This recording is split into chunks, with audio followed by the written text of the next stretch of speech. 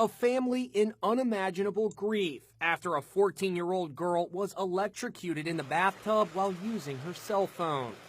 You're not supposed to bury your babies. Madison Coe's family is speaking out for the first time since her tragic death last weekend.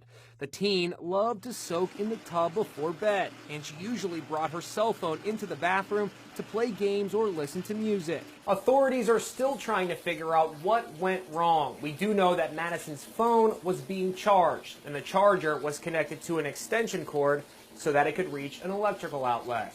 Does the extension cord make it more dangerous? Absolutely. The floor is wet. It's probably laying on the floor. It compounds the danger even more so. Madison's stepmom, Felicia, made the horrible discovery. Went in to tell Maddie that it was time to get out so we could go to bed. And I called her name. She didn't answer. So I went in and I thought she was asleep.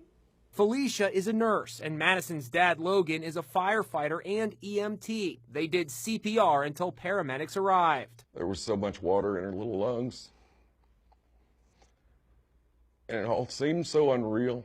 The Lovington, New Mexico medical examiner just announced the cause of death has been confirmed as electrocution. I don't know if it got dropped in the bathtub. I don't know if she had it sitting on the toilet next to the bathtub playing music. Maybe she reached over to pick it up to change a song. Those are answers we're never going to have. Up here is where Maddie slept.